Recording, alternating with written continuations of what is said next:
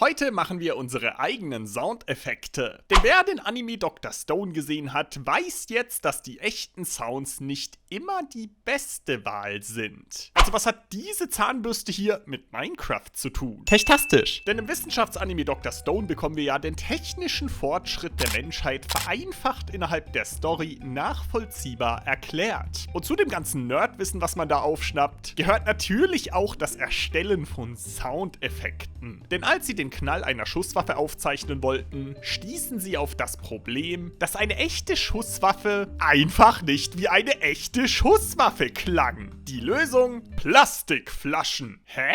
Plastikflaschen. Denn neben vielen anderen Sounds heute werden wir jetzt erstmal das nachstellen, was sie im Anime gemacht haben. Denn um den Sound einer Knarre nachstellen zu können, haben sie einfach eine Plastikflasche genommen und wogegen geschlagen. Das hat nämlich den Vorteil, dass man näher ans Mikrofon rankommt. Bedeutet, wir nehmen jetzt erstmal diese Plastikflasche und schauen, wie es mit dieser Aufnahmeeinstellung klingt.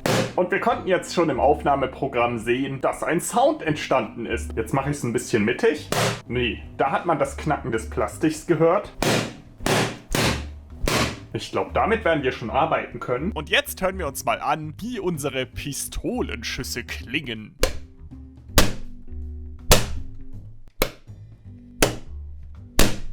Also irgendwie können wir das alles hier gleich direkt wieder löschen, denn das klingt definitiv nicht wie eine Pistole. Aber das ist ja das Tolle an Soundeffekten, denn das hier ist noch nicht das finale Ergebnis. Was wir jetzt machen können, ist es noch, wie sie es im Anime auch getan haben, die Geschwindigkeit zu ändern, mit der das Ganze abgespielt wird. Also probieren wir das Ganze jetzt mal. Diese beiden hier, vor allem der hier, der ist es. Der ist eine gute Basis für einen Pistolenschuss. Ich glaube, wenn wir das Ganze jetzt mehrfach hintereinander abspielen lassen, aber was wir ebenfalls noch tun können, ist es, das Ganze dann nochmal zu verstärken. Ist ja immerhin ein lauter Sound. Und jetzt bin ich mal gespannt, wie das hier klingt. Damit kann man arbeiten. Denn eine Aufnahme verzerrt den Sound auch gerne mal. Und so ist es nicht wichtig, was genau beim Mikrofon ankommt, sondern was am Ende in den Ohren vom Lautsprecher aus ankommt. Und das bekommen manche Geräuschquellen manchmal besser hin als das Original. Und jetzt will ich einen Sound nachstellen, den ich so tatsächlich auch schon in einem meiner Videos benutzt habe. Denn wenn etwas einfriert, macht es ja kein wirkliches Geräusch. Aber bei Soundeffekten geht es ja auch nicht zwingend um Realismus. Es geht eher darum, den Eindruck von etwas auditiv zu übermitteln. Und für einen Einfriersound brauche ich Alufolie. Denn wenn ich eine unberührte Alufolie jetzt direkt vors Mikrofon halte und anfange sie zu zerknittern, haben wir einen Sound, der einen daran erinnert, dass etwas einfriert. Und den müssen wir jetzt noch nicht mal mehr bearbeiten. Und wenn ich wiederum das Brechen von Eis als Sound haben will, sollen eingefrorene Salat- oder in diesem Fall Kohlblätter ebenfalls eine super Wahl sein.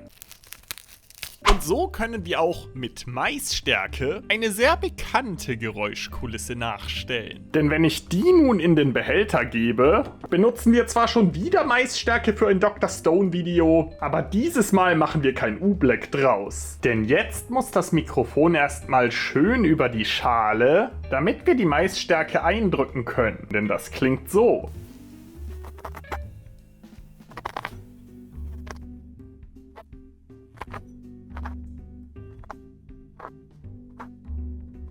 Die Körner reiben aneinander und das gibt diesen furchtbar hohen Sound. Die Stärkekörnchen haben ja ihre gewisse Struktur, die auch dafür sorgt, dass U-Black entsteht. Und man kann diese Form praktisch hören, wenn ich das hier drücke. Das hier sind jetzt zum Beispiel die Sounds, die ich für gut befunden habe. Und jetzt werde ich in einer random Reihenfolge immer wieder die gleichen Sounds abspielen. Also mache ich das hier jetzt fertig. Und das ist das Ergebnis.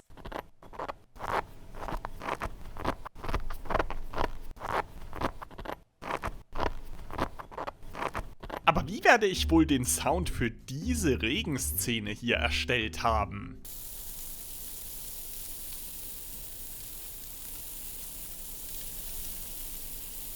indem ich Reis auf Backpapier habe rieseln lassen. Allerdings habe ich hierfür dann mehrere Spuren parallel laufen lassen.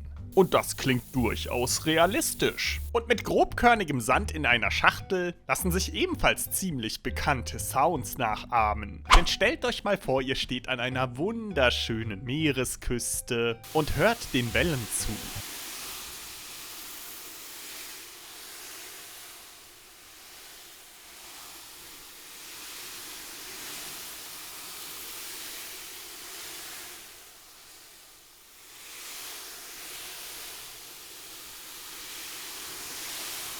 Aber was hat denn jetzt nun die Zahnbürste mit Minecraft zu tun? Naja, packt noch eine Jeans dazu. Denn den folgenden Sound sollte man bei jedem neuen Minecraft-Gameplay von Sekunde 1 zu hören bekommen. Seid ihr bereit?